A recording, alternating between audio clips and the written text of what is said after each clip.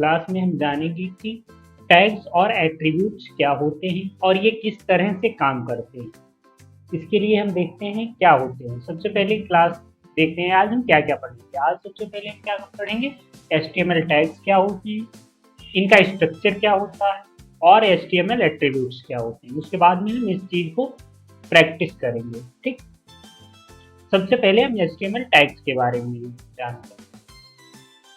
Tags are used to create and structure the content of web page. They are usually enclosed in an angle bracket and comes in pair. HTML tags क्या होते हैं कि ये किसी भी web page को create करने के लिए उसका स्ट्रक्चर या उसके अंदर कंटेंट किस तरह से रखना है उस चीज को डिसाइड करते हैं। ठीक, और ये क्या होते हैं कि एंगल ब्रैकेट के अंदर लिखे जाते हैं। ये पेयर में होते हैं, एक ओपनिंग टैग होता है, एक क्लोजिंग टैग होता है उसी का, और जो कंटेंट होता है वो उसके अंदर होता है। उन दोनों ओपनिंग और क्लोजिंग टैग के अंदर कंटेंट होता है। यहाँ पर इसका सिंटैक्स देखिए, एंगल ब्रैकेट ओपन किया, ठीक, और एंगल ब्रैकेट क्लोज किया, इसके अंदर टैग का नाम लिखा, तो ये हमारा बन गया ओपनिंग टैग। और सेम टू सेम इधर लिखा, बट यहाँ पर क्या किया हमने, एक फॉरवर्ड स्लैश लगा दिया, तो ये हो गया क्लोजिंग टैग। ओपनिंग टैग और क्लोजिंग टैग के अंदर जो होता है वो कंटेंट होता है। यहाँ पर हमारा कंटेंट आ गया। ठीक, ये हुआ। इसके बाद हम जानेंगे कि ये किस तरह के होते हैं।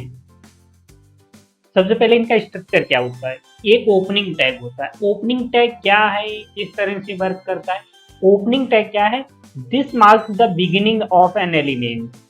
ये क्या करता है कि किसी भी एलिमेंट की शुरुआत को हमें बताता है कि यहाँ से इस एलिमेंट की शुरुआत हो रही है। It consist of element name enclosed in angle bracket. इसमें क्या होता है, एंगल ब्रैकेट के अंदर उस एलिमेंट का नाम होता है या उस टैग का नाम होता है। जैसे कि यहाँ पर हमने एंगल ब्रैकेट लिया, एंगल ब्रैकेट को ओपन किया और क्लोज किया, इसके बीच में हम टैग का नाम लिखेंगे। टैग क्या हो सकता है, जैसे H1 हो गया, H2 हो गया, या फिर पैराग्राफ के लिए P हो गया, या स्पैन हो गया, या डिव हो गया। अदर मतलब मल्टीपल टाइप्स के टैग्स होते हैं। ये फॉर्मेट है हमारा किसी भी टैग को ओपनिंग टैग बनाने की।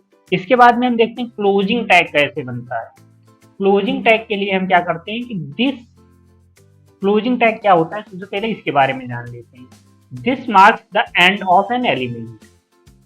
ये क्या करता है कि जैसे ओपनिंग टैग में एक एलिमेंट की स्टार्टिंग होती है, उस स्टार्टिंग का ये एंड करता है, उस एलिमेंट का ये एंड करता है क्लोजिंग टैग। मतलब उसके बाद से जहां तक ये जाता है ये बिल्कुल लास्ट का होता है। ये जहां पे लगा दिया वहां तक एक एलिमेंट होगा, ओपनिंग से क्लोजिंग तक एक होता है, उसके बाद दूसरा शुरू होगा। ठीक, it consist of A forward. इसमें क्या होता है कि एक फॉरवर्ड स्लैश होता है followed by the element name enclosed in an angle bracket. इसमें क्या होता है कि एंगल ब्रैकेट के अंदर टैग का नाम तो होता है, बट उससे पहले क्या एक फॉरवर्ड स्लैश आ जाता है, वो क्लोजिंग टैग बन जाता है।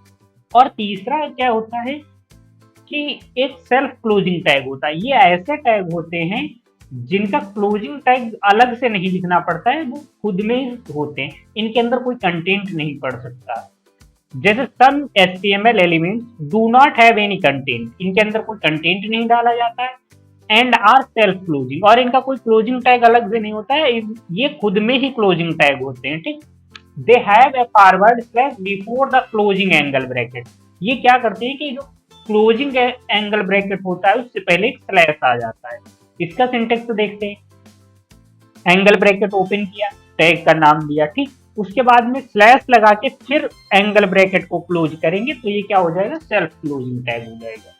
ठीक, इसके बाद में अब हम जानते हैं कि एट्रीब्यूट क्या होते हैं, एट्रीब्यूट किस तरह से काम करते हैं।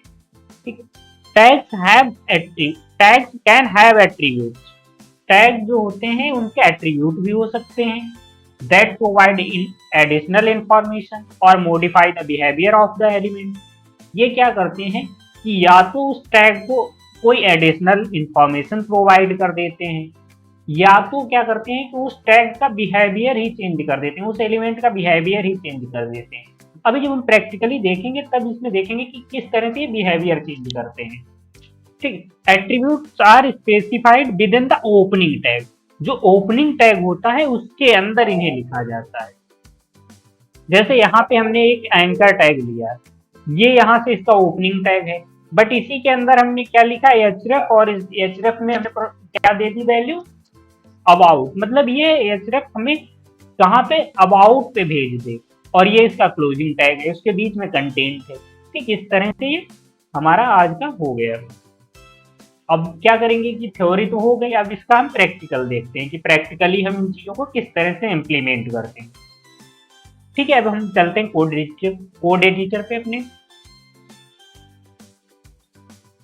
अब हम अपने कोड एडिटर में चलते हैं। कोड एडिटर में किस तरह से जाएंगे, सबसे पहले हम अपना कोड एडिटर ओपन करेंगे। ये एक बेसिक स्ट्रक्चर होता है HTML का, ये हमने कल बताया।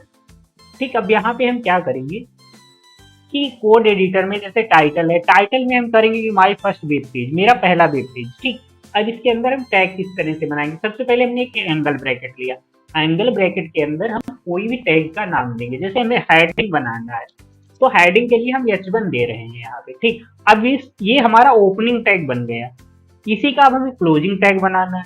तो क्लोजिंग टैग किस लिए, एंगल ब्रैकेट देंगे, एंगल ब्रैकेट को ओपन और क्लोज किया। ठीक, उसके बाद में एक हम फॉरवर्ड स्लैश देंगे। अब किस एलिमेंट का ये हमें टैग बनाना है, किस एलिमेंट का हमें क्लोजिंग टैग बनाना है, उसके लिए हम क्या करेंगे कि यहाँ पे जो H1 है इसी को कर देंगे, मतलब H1 एलिमेंट जो हम हेडिंग एलिमेंट बना रहे हैं उसी का ओपनिंग और क्लोजिंग हो गया। इसके अंदर हम कंटेंट डालेंगे। कंटेंट क्या डालेंगे, this is heading tag, this is heading one, ये मतलब हेडिंग वन है। ठीक, ये यहाँ पे हुआ। अब हम इसका क्या आउटपुट चेक करते हैं। आउटपुट चेक करने के लिए हम क्या करेंगे, यहाँ पे आते हैं, जो हमने जहाँ पे फाइल सेव कर रखी है इसको हम ब्राउजर में ओपन करेंगे। डबल क्लिक करने से ओपन हो जाएगी, अदरवाइज अदर तरह से भी ओपन कर सकते हो। ठीक, ये हमारा क्या हो गया कि हमें हेडिंग शो करने लगा। अब ये जूम किया हुआ है, इसलिए अगर रीसेट कर दें तो ये कम पे इतना रहेगा, बट हमने जूम किया था कि तब भी अच्छा दिखाई दे जूम। ठीक, ये हमारा हेडिंग बन गया। अब इसके बाद हम क्या करें कि एक और टैग ऐड करते हैं, इसमें एक और एलिमेंट ऐड करते हैं। जैसे ओपनिंग और क्लोजिंग ब्रैकेट ले लिए हमने, इसके अंदर हम टैग को क्या पी टैग देते हैं। ठीक, अब इसी का हम क्लोजिंग टैग बना लेते हैं। ओपनिंग और क्लोजिंग ब्रैकेट लिए, उसके बाद में हमने स्लैश लिया और उसके बाद में पी टैग दे दिया। पी मतलब हमें पैराग्राफ बनाना है, और इसके लिए हमने इसके अंदर कंटेंट क्या डाला, दिस इज अ पैराग्राफ। ठीक, ये एक पैराग्राफ है, ये एक पैराग्राफ है। अब हम इसका आउटपुट चेक करते हैं। जब इस पे हम करेंगे तो ये पैराग्राफ बन गया। अब हमने क्या किया कि हमें ओपनिंग टैग पता हो गया, क्लोजिंग टैग किस तरह से वर्क करता है वो तो हमने देख लिया, बट अभी हमने सेल्फ क्लोजिंग टैग नहीं देखा है।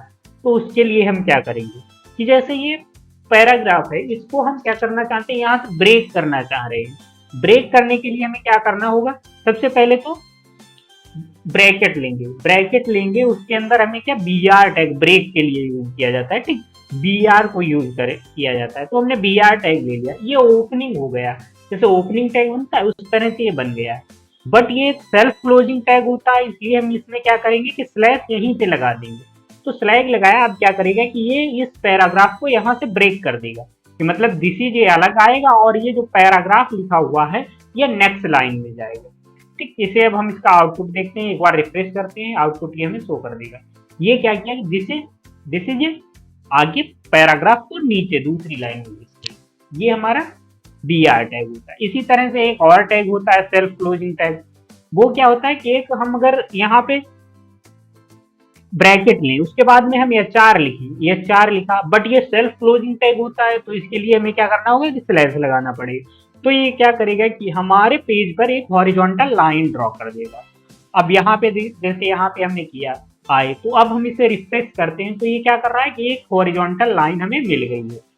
ये काम था कि यहाँ तक हम टैग कैसे काम करते हैं। टैग हमने देख लिया, मतलब टैग ओपनिंग देखी, टैग की क्लोजिंग देखी, और जो सेल्फ क्लोजिंग टैग होते हैं उनको भी हमने प्रैक्टिकली देख लिया है।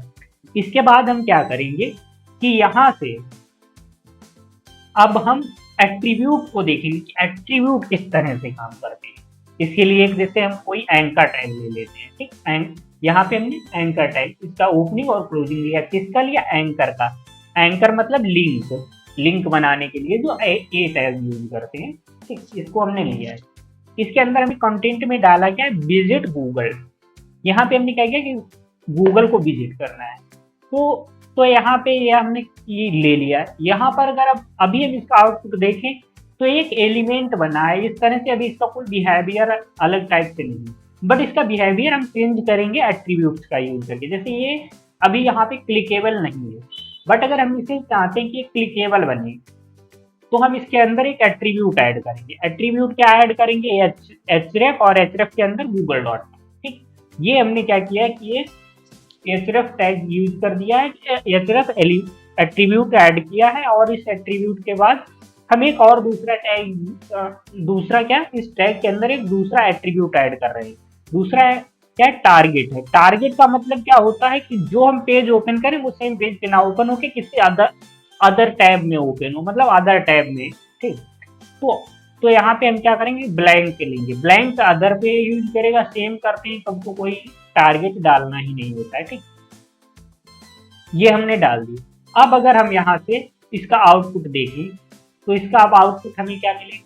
जैसे ही हम इसे रिफ्रेश करेंगे तो ये क्या बना है? एक लिंक बन चुकी है। अब जैसे ही इस लिंक पे क्लिक करेंगे ये हमें गूगल पे पहुंचा रहा है। तो ये था कि इसका मतलब जो एलिमेंट था, जो हमारा विजिट गूगल करके एक एलिमेंट था, उसका इसने बिहेवियर ही चेंज कर दिया। यही काम करता है हमारा एट्रीब्यूट। आज की क्लास में हमने टैग क्या होते हैं, ओपनिंग और क्लोजिंग टैग देख लिए, उसके बाद एट्रीब्यूट क्या होते हैं और किस तरह से एट्रीब्यूट वर्क करते हैं, या किस तरह से किसी भी एलिमेंट को मॉडिफाई या उसका बिहेवियर चेंज करा सकते हैं, ये सारी चीजें देख ली। अब हम इसके आगे कल नेक्स्ट क्लास में देखेंगे कि और आगे क्या क्या चीजें हो सकती हैं HTML में, ठीक।